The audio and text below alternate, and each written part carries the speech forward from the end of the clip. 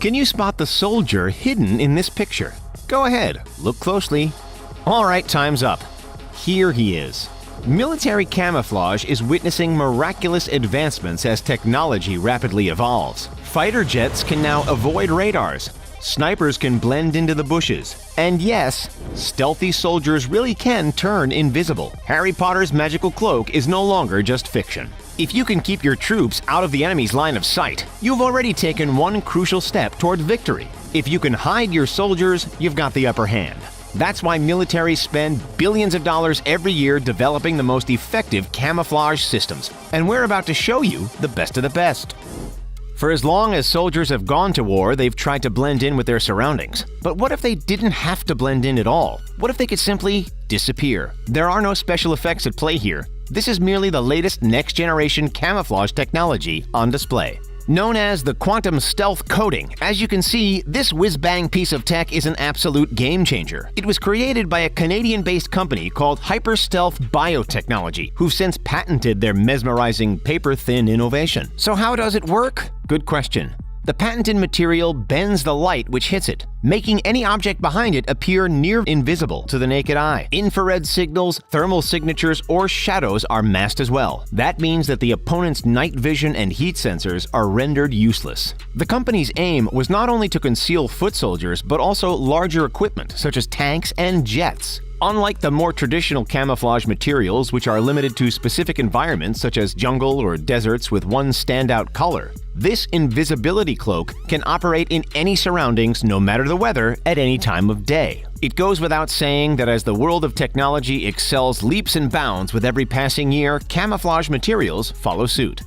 That kind of camouflage must be routinely tested by militaries before mass implementation. So let's swivel over to a piece of technology that already boasts a proven track record of success. As a unit tries to advance through open fields, they face one significant hurdle: there's nowhere to hide. That's why militaries decided to build their own hiding spots in the form of fake trees. Why would you want to haul around a fake tree? Because when hollowed out, it acts as a perfect spy outpost. The soldier inside can radio to the front lines to indicate an imminent attack, giving the troops enough time to prepare themselves. It could also act as a sniper outpost. This tactic isn't modern by any means. It goes as far back as World War I, initially implemented by the French, the British, and the Germans. Back then, the trees were made of an iron shell with internal scaffolding for reinforcement, and were often covered with a rough textured concoction made from materials like pulverized seashells. That final artistic touch created a much more lifelike appearance, which was key to its success. As the years have passed, the material has become lighter, easier to install, and more authentic looking.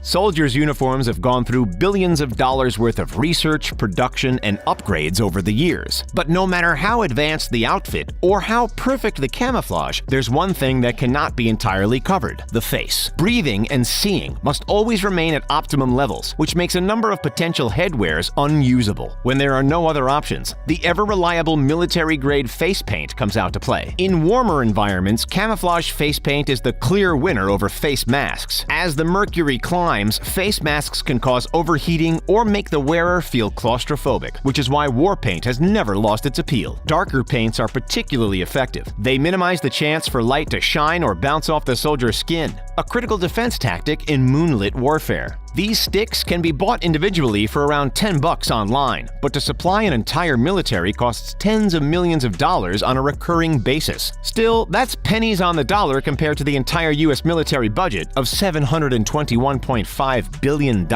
per year.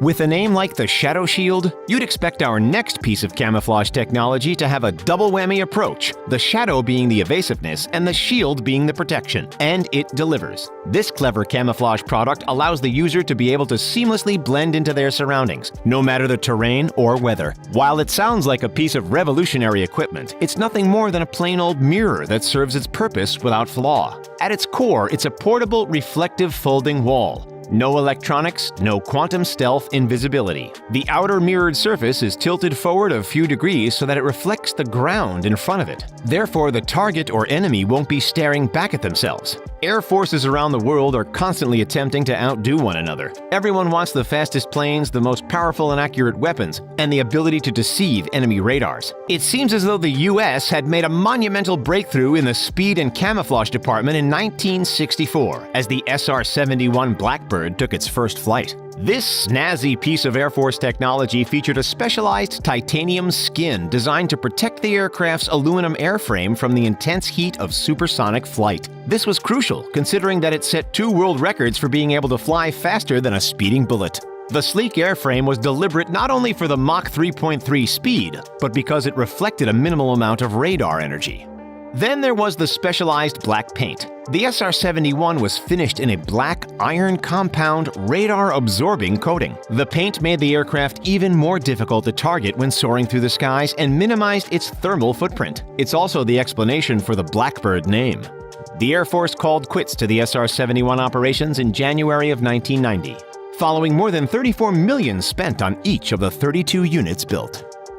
World War II is the most discussed modern conflict by a country mile. Fighter jets, tanks, off-roaders, and endless units of foot soldiers all played their part. Yet one underestimated simple piece of camouflage and deception proved crucial to Germany's retreat and eventual surrender. See these tanks? Well, your eyes just might be deceiving you because they're not tanks at all. They're inflatable balloons. No weapons, no windows, no engines.